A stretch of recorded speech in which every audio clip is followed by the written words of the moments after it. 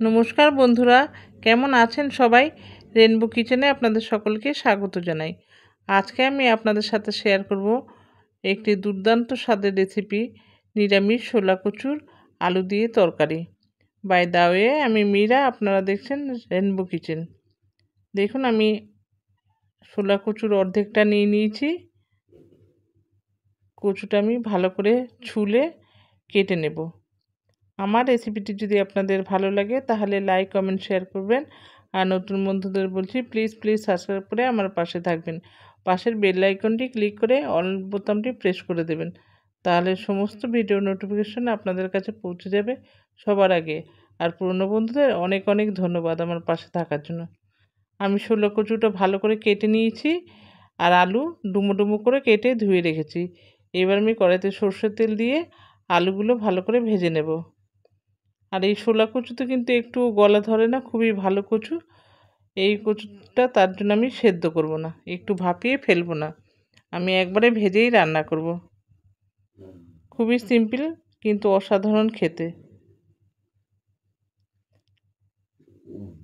আপনারা চাইলে চিংড়ি মাছ বা এমনি মাছ দিয়েও করতে পারেন এই রান্নাটা, কিন্তু আমি আজকে নিরামিষ রান্না করছি। আমি একটু দিয়ে দিলাম হলুদ গুঁড়ো আর একটু লবণ দিয়ে আমি আলুগুলো ভালো করে ভেজে নেব লাল লাল করে।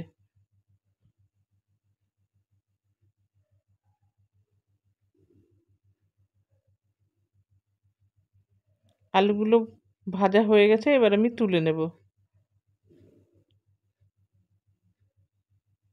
এবার ওই তেলেই কচুগুলো ভেজে নেব।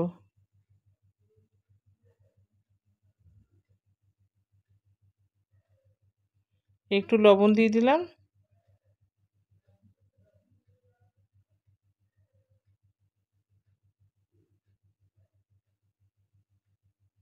দেখুন, কচুগুলো ভাজা হয়ে গেছে লাল লাল করে, এবার আমি তুলে নেব।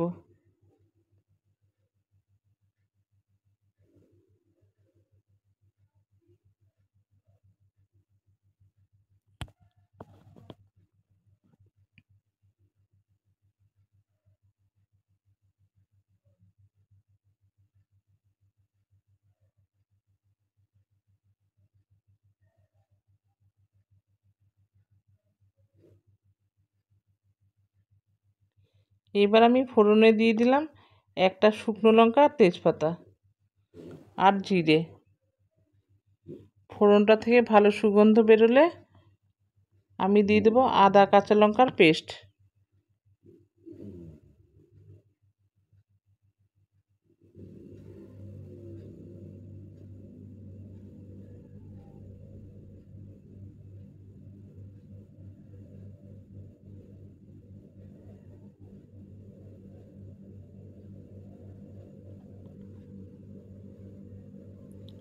আমি 2 চামচ দিয়ে দিলাম আদা কাঁচা লঙ্কার পেস্ট। এবার ভালো করে কষিয়ে নেব।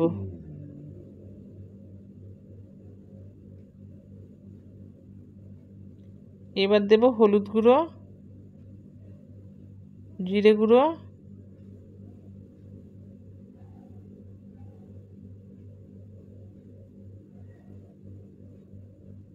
কাশ্মীরি লঙ্কা গুঁড়ো,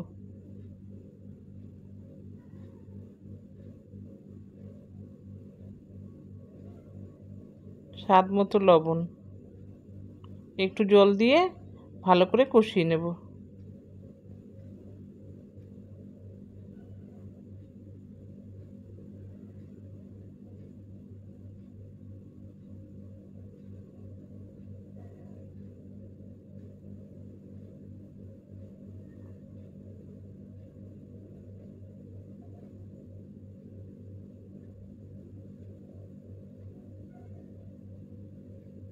খুব ভালো করে কষানো হয়ে গেছে।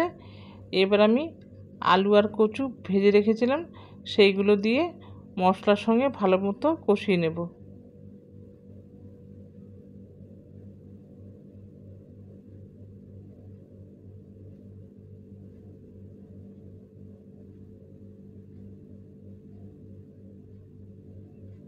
খুবই সিম্পল কিন্তু খেতে কিন্তু দারুণ লাগে ছোলা কচুর তরকারি।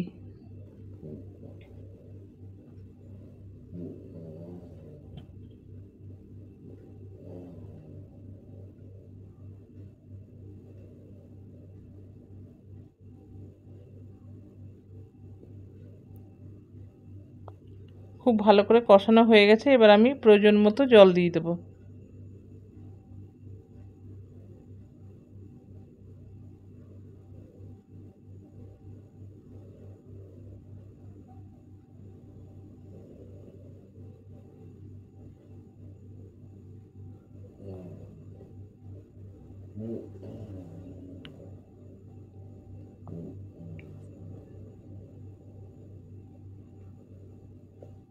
দেখুন ফুটে গেছে। এবার আমি দিয়ে দিলাম স্বাদ মতো চিনি। নেড়ে চেড়ে একটু ভালো করে মিশিয়ে দেব।